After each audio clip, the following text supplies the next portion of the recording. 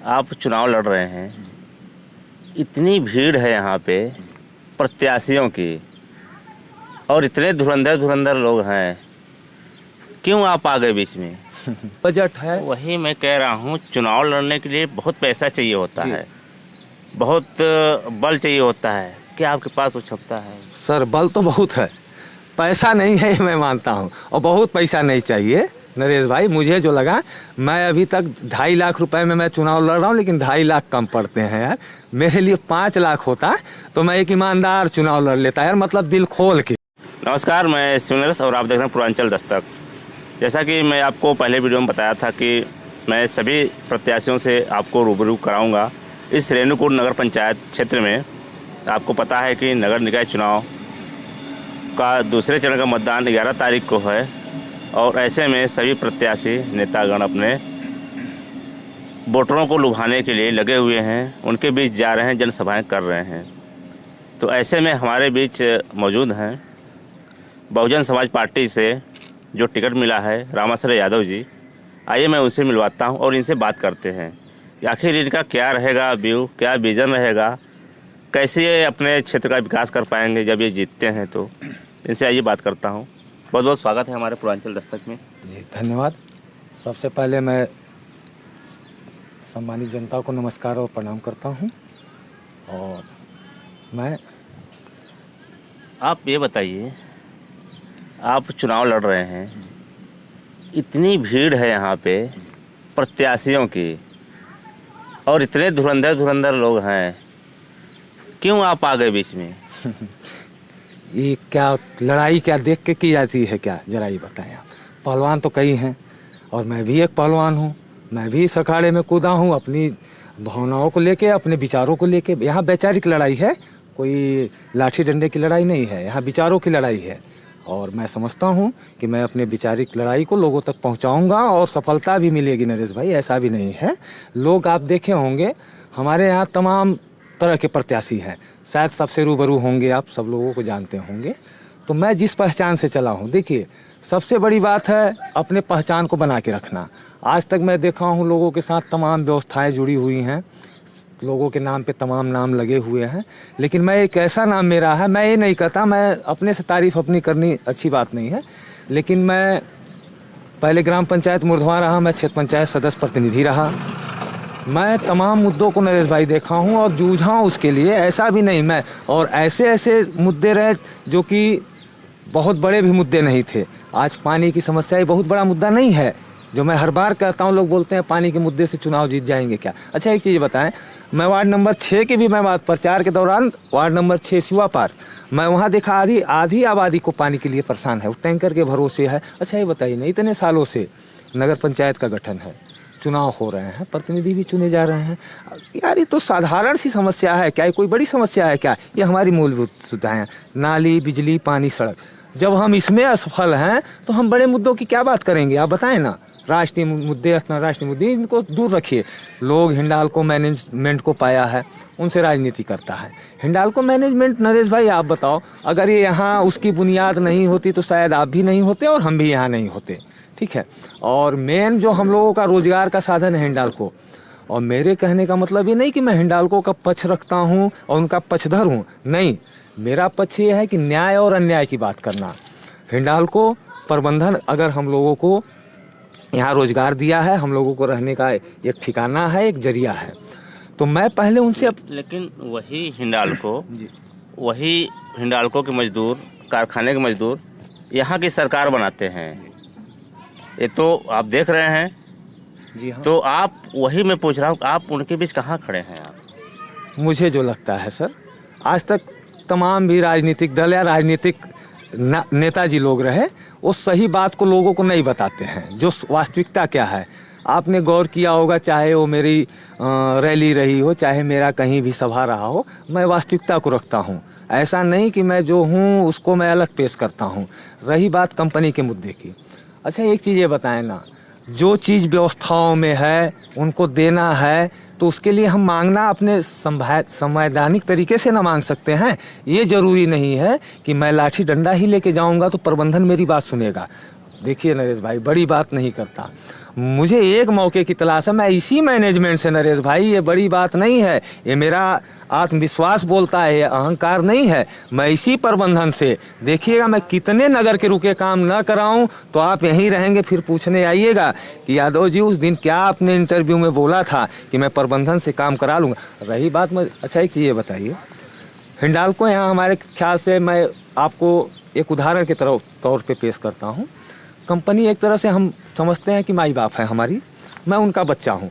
आज गौर किया होगा कि लोग, बेटा भी माँ बाप से नाराज़ होता है, तो इसका मतलब ये नहीं कि बेटा माँ बाप को नुकसान पहुंचा देता है या माँ बाप बेटे को नुकसान पहुंचा, हाँ ये है, नाराज़गी रहती है। हम विरोध करेंगे, रोएंगे, गाएंगे, आखिर में किससे रोने जाएंगे?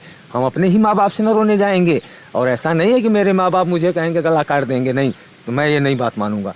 मैं अगर कहीं ना कहीं उनको भी लगेगा, महसूस होगा। आप ये कह रहे हैं कि हम हिंडाल्को से लड़ने नहीं जाएंगे? नहीं सर, ये मैंने कहा। मेरा ये कहना है सर कि पहले संवैधानिक तरीके से अपनी बात करूंगा और उम्मीद करता हूं कि उसी से बात हो जाएगी, और उससे बात नहीं होगी सर तो अंगुली टेढ़ी भी करने आती है। आपने तमाम देखा है। अच्छा एक चीज़ बताएं, कौवा कितना बहादुर होता है? कौवा एक कौवा है ना, छोटी सी पक्षी है, लेकिन जब काँव काँव करने लगता है तो मुझे लगता है कि बड़े बड़े लोग पलट पलट के देखने लगते हैं, कहीं आके मुझे ठोक तो नहीं दिया, कहीं आके मुझे ठोक तो नहीं दिया। तो यार मुझे जो लगता है, अगर मैं बैठ के विरोध करूंगा तो भी उनको मेरी बात पहुंचेगी उनके कानों तक। ये अब तक जो इनके नाम पे राजनीति करते आए हैं, तो क्या लगता है कि वो तो जीतते ही आए हैं और उन्हीं के नाम पे राजनीति करते हुए आए हैं अभी तक, उनके लिए आप क्या कहेंगे? अच्छा, आज का दौर क्या है नरेश भाई, मुझे जो देखता हूँ, लोग दिखता कुछ है, कहते कुछ है यार। तो शायद मैं इस राजनीति की शुरुआत नहीं करना चाहूँगा। मैं कभी भी अपनी बात मजदूर भाइयों की हो, गरीब भाइयों की हो, चाहे वो नगर की समस्या हो, मैं जो समस्या रहेगा, अगर मैं जिस कारण से असफल हूँ, मैं वो सारी बातें मजदूर भाइयों को बताऊंगा। ऐसा नहीं है कि मैं उनका इस्तेमाल करके झूठे वादे, झूठे नारों को दे के मैं उनको बरगलाऊं। अच्छा एक चीज़ आप बताएं, कितने साल, आज 5-7 सालों से मेरे ख्याल से कोई मसीहा नहीं है रेणुकूट में, क्या मजदूरों का वेतन नहीं बढ़ा? क्या जो भी बढ़ा सिलसिलेवार 2 रुपये, 4 रुपये, 5 रुपये, फिर कौन सिंह आया इसको बढ़ाने के लिए? आप बताइए जरा। ये तो प्रबंधन ने ही ना बनाया, कानून के तहत ही ना बढ़े, तो मैं कैसे मानूं कि उनका योगदान बहुत रहा उसमें? आप कितने सालों से राजनीति में हैं? कुछ सर राजनीति करने तो नहीं आती है, समाज से जुड़ा, मेरे ख्याल से मैंने किशोरावस्था से ही मुझे समाज में रहने का शौक़ हुआ और तब से मैं समाज का प्रतिनिधित्व कर रहा हूँ। मुझे याद है कि मैं 15-16 साल का रहा, हमारे बुजुर्ग लोग भी हमको नेताजी ही कह के बुलाते हैं, और मैं याद है कि मैं उतने ही उम्र में अपने बड़े बुजुर्गों का भी फैसला पंचायत करने गया। मैं नेता नहीं हूँ यार, मैं एक मतलब सामाजिक कार्यकर्ता हूँ, सामाजिक व्यक्ति हूँ। मैं ये चाहता हूँ कि जब मेरे पास कोई व्यवस्था, साधन करने की बहुत इच्छा है नरेश भाई, काम कैसे नहीं होते हैं यार, मैं तमाम चीज़ों के आखिर में यार साधन मेरे पास है, पैसा है, बजट है। वही मैं कह रहा हूँ, चुनाव लड़ने के लिए बहुत पैसा चाहिए होता है, बहुत बल चाहिए होता है। क्या आपके पास वो क्षमता है? सर बल तो बहुत है, पैसा नहीं है मैं मानता हूँ, और बहुत पैसा नहीं चाहिए नरेश भाई। मुझे जो लगा, मैं अभी तक 2.5 लाख रुपए में मैं चुनाव लड़ रहा हूँ, लेकिन 2.5 लाख कम पड़ते हैं यार। मेरे लिए 5 लाख होता तो मैं एक ईमानदार चुनाव लड़ लेता यार, मतलब दिल खोल के। जैसे लोग कहते हैं ना कि यार कार्यकर्ताओं को भी खिलाओ, ये करना है, वो करना है, इतने में मैं दिल खोल के चुनाव लड़ लेता भाई। ये कहना चाह रहे हैं कि नगर पंचायत का चुनाव अगर 10 लाख हो तो लड़िए, नहीं तो मत लड़िए। 2.5 से 5 लाख, 2.5 से 5 लाख, इससे ज़्यादा मैं बताता हूँ पैसा जाता कहाँ है। लोग बोलते हैं 20 लाख खर्च कर दिया, 30 लाख खर्च कर दिया, किसके ऊपर खर्च कर दिया? कोई हिसाब दिया आज तक? अरे जनता को बोलते हैं, जनता को मैंने मुर्गा खिला दिया, दारू खिला दिया। मुझे जो लगा नरेश भाई, मैंने भी चुनाव लड़ा है और मैं भी चुनाव के नज़दीक रहा हूँ। मैं देखता हूँ ना, आए कोई एरिया का नेता भाई आ गया, छोड़ भैया नेता, मेरे पास 50 वोट है, ठीक है, आता है वो कॉन्टेक्ट ले लेता है, और उसी के चक्कर में नेताजी लोग या प्रत्याशी आते हैं 10-20 हज़ार, जिनके पास पैसा है 10-20 हज़ार रुपये दे देते हैं। क्या वो 20 हज़ार रुपये जनता के पास पहुंचता है क्या? मुझे जो लगा नरेश भाई, मैं भी चुनाव लड़ा हूं, यहाँ ग्राम पंचायत का चुनाव देखा हूं, उससे कोई फर्क नहीं पड़ता यार। वो किसी की औकात नहीं है वोटर खरीदने की यार, कोई कीमत नहीं लगा सकता भाई मेरे। कौन गारंटी है कि नरेश भाई मैं 500 दे के गया, मेरे से अगला आके 1000 दे के गया, मैं कहाँ श्योर हूँ कि वोट मेरा है? आप बता देना, कोई लिख के दे कि हाँ ये वोटर है, तब मैं समझता हूँ कि वो सार्थक है यार।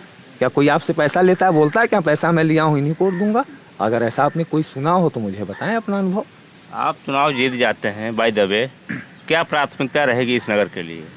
सर प्राथमिकताएं तो इतनी हैं कि मुझे जो लगता है, मैं जो 8 घंटे यार नरेश भाई, नगर के विकास में सबसे मुझे जो लगता है, इसमें प्रतिनिधि जो समय नहीं देते नगर को यार, आप समझना। मैं महसूस किया हूँ, मैं प्रतिनिधि क्षेत्र पंचायत प्रतिनिधि रहा, मैं उसमें देखा हूँ कि मैंने 200 लेटर पैड अपने सिर्फ प्रमाणित करते करते ख़त्म कर दिए। ज़रा गौर करिएगा मैं कहाँ ले जाना चाहता हूँ आपको। तो मुझे जो लगता है कि समय देना बहुत अनिवार्य है यार नरेश। विकास तो यार इतने सालों से हो रहे हैं, हर साल रोड बनता है, खड़ंजा बनता है, नाली बनती है, वो हम अजर अमर तो होता नहीं है। 5 साल बाद 2 साल बाद फिर टूट जाता है, फिर विकास हो रहे हैं, ठीक है। लेकिन अब ये अपना समय जो आदमी कीमती समय जनता को अगर देगा, तो मुझे लगता है 50% आबादी आपको सिर्फ इसलिए ढूंढती है कि हमारे चेयरमैन कहाँ है यार, मेरा प्रमाणित कर दे, मुझे मेरा मुहर लगा दे। लेकिन उसके लिए भी प्रतिनिधि मौजूद नहीं होता है। मैंने देखा है 2-2 दिन पेपर कार्यालय में पड़े रहते हैं, जो कि 2 मिनट का काम है यार। घर से निकलो, मुहर लगाओ, साइन करो, दे दो, जाए अगला काम कर यार। ये कौन सी बात हुई जाना कल आना? मैं इसमें भरोसा नहीं करता, ना मैं ये पसंद करता। ये जो 5 साल कार्यकाल बीता, 5 साल क्या 2 साल उधर 3 साल इधर, इसमें बहुत अनहोनी भी हुई, जिसे आपको पता है, बताने की जरूरत नहीं है। तो ये जो कार्यकाल 5 साल बीता, इसके बारे में आप क्या कहें? क्या लगता है कि कुछ काम हो पाया जैसा होना चाहिए था? विकास रुक गया, काम रुक गया, ये सब घटनाएं होने के बाद इसके बारे में आप कैसे देखते हैं? हाँ सर, विकास तो रुका, इसमें नो डाउट। इसका कारण चाहे जो हो, मैं देखता हूँ निवर्तमान चेयरमैन साहिबा का कहना है कि ईओ से मेरी तालमेल अच्छी नहीं रही, इस कारण से नगर का विकास रुका। मैं ये पूछता हूँ, अगर वो ईओ से तालमेल बनाना ये मेरी जिम्मेदारी है, तो इसमें नुकसान किसका हुआ आप बताएं ना? उन ईओ मैडम का हुआ या हमारी चेयरमैन जनता का हुआ है? तो ये जनता का नुकसान हुआ ना। हमारे विकास जो 1.5-2 साल अवरुद्ध रहे, आज जो देखा होगा आपने चुनाव की नज़र में 5-6 महीनों में कितने विकास की धाराएं बही, शायद इतने तो 5 साल में भी नहीं बही, ठीक है। और काम चाहे जैसे हुए हों, अच्छे हुए हों, चाहे बुरे हुए हों ना, आपने अपने माध्यम से कई जगहों के कार्य को दिखाया है, ये मुझे बताने की ज़रूरत नहीं है, जनता आपके माध्यम से जान चुकी है। इस पे मैं फोकस नहीं डालता। मेरा कहना है कि अगर वो ईओ मैडम से, ये मेरी जिम्मेदारी थी। आज संदेश गलत क्या जा रहा है, चेयरमैन साहिबा ने काम नहीं किया या इतने सालों तक काम नहीं किया। आप ये कह के पीछा नहीं छोड़ा सकते हैं कि मेरी ईओ से नहीं बनी और इसलिए मेरा विकास अवरुद्ध रहा। तो कहीं ना कहीं अब जो भी कारण रहे हो, हमसे बेहतर चेयरमैन साहिबा जवाब दे पाएंगी। और बाकी मैं क्या कहूँ। चलिए लास्ट में मेरा सवाल रहेगा, आप जनता से क्या अपील करना चाहेंगे? मैं जनता से हाथ जोड़ के यही अपील करता हूँ, जनता जितने लोग मुझे जानते हो, आप अपने मत का प्रयोग हाथी छाप पे मुहर लगा के करिए, मेरी विचारधारा को आगे बढ़ाइए। मैं आपके बीच का प्रत्याशी हूँ और लगभग आप प्रत्याशी चुनने में क्यों मुझको कमज़ोर समझते हैं? कोई भी समस्या होती है उसका मैं समाधान कर सकता हूँ। आप आधी रात को मेरे घर आते हैं, आपके साथ मैं कंधे से कंधा मिला के चलता हूँ, फिर मैं कमज़ोर कहाँ हूँ? आज लोगों ने मुझे बीडीसी प्रतिनिधि बनाया। आप ये बताओ नरेश भाई, आप मुझे हैसियत दिए हो एफिडेविट बनाने का और मुझसे कहते हो कि आप सुप्रीम कोर्ट चल के मुकदमा लड़ो, क्या ये मेरे साथ अन्याय नहीं है? अगर आप ये समझते हो कि आप बीडीसी हो के नगर के तमाम समस्याओं का हल कर सकते हो, तो ये संभव नहीं है, करना है चेयरमैन को ही। और मैं आज एक बात मैं अपनी तरफ से नरेश भाई आपको ये बताना चाहता हूँ, मैं चेयरमैन ही क्यों लड़ रहा हूँ यार? आप ये बताएं, आप मेरे पड़ोसी भी हैं, तो आप 5 साल के मेरे कार्यकाल से जो भी मैं किया, मेरी उपस्थिति कैसी रही, ये आप अपने से जवाब दे दें, फिर मैं 2 लाइन और बोलूँगा। क्या मैं आपकी नज़रों में एक सदस्य उचित सही रहा या कैसा रहा? आप अपनी एक बार राय दें, इसके बाद मैं तो जनता चुनाव में आपको वोट देके बताई देगी आप कितने अच्छे प्रत्याशी हैं। नहीं सर, ये क्या हुआ फिर? आप क्यों सर? आप भी तो आप में भी बात मेरे सही है, उत्तर जहाँ भी हैं सर। नहीं, मैं व्यक्तिगत जहाँ तक जानता हूँ आपकी छवि बहुत अच्छी रही है, कभी वाद विवाद नहीं रहा है। तो मैं इन्हीं उम्मीदों से हूँ नरेश भाई कि जब अच्छा हूँ तो फिर बुराई कहाँ है यार नरेश? क्या मैं नगर का प्रतिनिधित्व नहीं कर सकता हूँ? शायद मेरे भाई बंधु इस काबिल नहीं समझते हों, ऐसा नहीं है यार। उन्हीं के नाम पे नहीं लिखा हुआ कि वही प्रतिनिधित्व कर सकते। आप भरोसा जताएंगे तो मैं ज़रूर सफल होऊंगा और उनसे बढ़ के सफल होऊंगा नरेश भाई, ये आपको देखने को मिलेगा। चलिए बहुत बहुत धन्यवाद। धन्यवाद।